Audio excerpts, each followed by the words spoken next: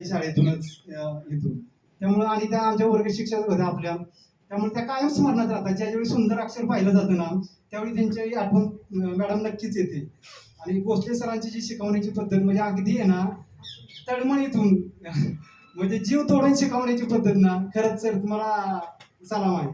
मी काय जास्त बोलत नाही, बराच वेळ झालाय. यानंतर मला वाटतंय सर बोलतील, सरांचं मनोगत होईल थोडस.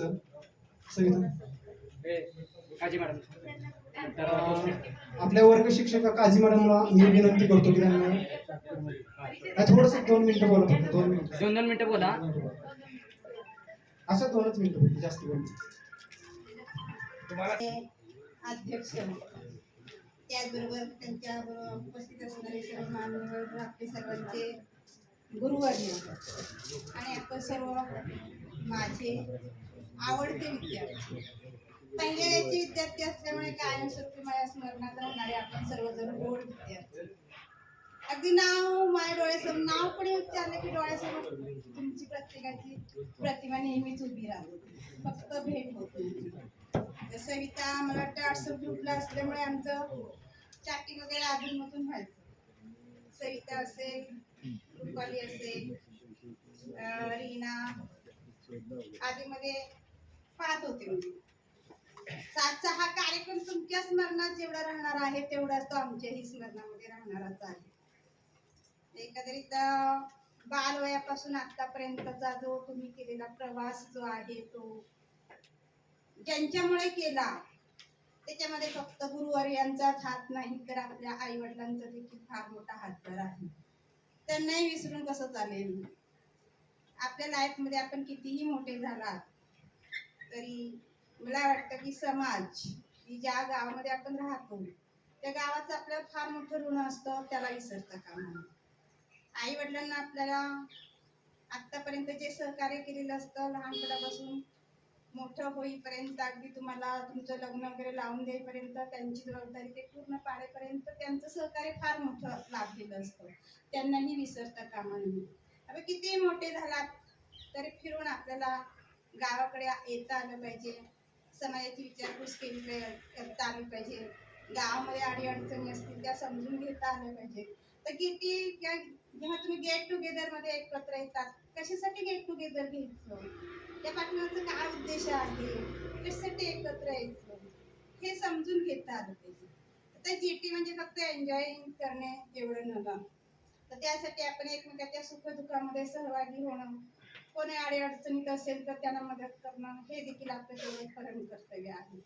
कारण मित्र हा केवळ मित्र निस्वार्थी, आपल्याला नातं, मित्राचं नातं हे कसं असतं तर निस्वार्थी असतं, ते टिकवता आलं पाहिजे. मला वाटतं आमचा पण जीटी जवळजवळ 40 वर्षातून झाला, इयत्ता 10वीला 40 वर्ष. गेली 2 वर्षापासून आम्ही करतोय. त्यावेळेस आम्हाला पण इतका आनंद, जसं तुम्हाला आज झाला ना तसंच आम्हालाही त्यावेळेस खूप आनंद झालेला. आता तुमची मुलं 2, 3, 4, 5 कुठं 12वी पर्यंत जाऊन पोहोचले, पण आता आमचं जीटी झालं ना त्या आमच्या मित्रमैत्रिणी नातवंड आले. आमचा म्हणजे इतक्या कालावधीनंतर तो झाला, त्यामुळे इतका आनंद झाला आम्हाला त्यावेळेस. पण आम्ही तेव्हापासून ठरवलं बघा, तेव्हापासून दरवर्षी 3 वर्ष त्याच्यानंतर दरवर्षी आम्ही मे महिन्यामध्ये 4 दिवस सगळेजण 36 जण ट्रिपला जातो. आता पण आम्ही 14, 15 आता आम्ही अलिबाग रायगडला निघालो. 14, 15, 16 आणि खोटं वाटत असेल तर मी तुम्हाला ट्रिप आल्यानंतर तुम्हाला फोटो सेंड करेन. गेल्या वर्षी आम्ही रत्नागिरीला गेलो, म्हणजे असं दरवर्षी आम्ही 3 ते 4 दिवस काढतो आणि सगळे त्याच्यामध्ये असतात. तर तुम्हाला वाटत असेल की त्यांना काय आता ते सगळं पाठीमागं त्यांच्या सुना आलेल्या आहेत, मुलं बाळ आहे त्यांच्या पाठीमागं त्यांना काय काढते, पण मला अजून सुना कुठं काढतेच ना मी. वेळ काढल्याशिवाय भेटतो का? नाही भेटू शकत. आपल्यासाठी आपण वेळ काढता आला पाहिजे. काम हे आपल्याला सर्वांना करायचं, आयुष्यभर करायचं. आपणच आपल्यासाठी वेळ नाही काढणार तर मग कधी काढणार? जेव्हा स्वतःसाठी आपण वेळ काढायला शिकू त्यावेळेसच आपलं खरं म्हणजे लाईफ आपण जगू किंवा जगायला शिकू असं मला वाटतं. आजचा कार्यक्रम हा अत्यंत छानपैकी आपण सर्वांनी मॅनेज केला, खूप आनंद वाटला. आम्हाला आठवलं तुम्ही इथं आमचं फार मोठा म्हणजे सत्कार केलाच आपण, पण अगदी तोंड करून आपण आमचं जे कौतुक केलं ते कौतुक देखील फार आमच्यासाठी सुवर्ण हस्ताक्षरामध्ये लिहिण्यासारखंच आहे.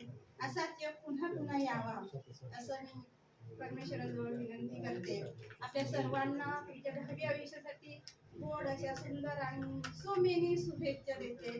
आणि या ठिकाणी बोलण्याची 2 मिनिट का होईना बोलण्याची संधी दिली त्याबद्दल आणि वेळेच्या अभावी मी या ठिकाणी आटोपते घेते आणि आपल्या सर्वांचं पुन्हा एकदा हार्दिक हार्दिक हार्दिक असा आभार मानते आणि या ठिकाणी पूर्ण विराम घेते. जय हिंद, जय महाराष्ट्र.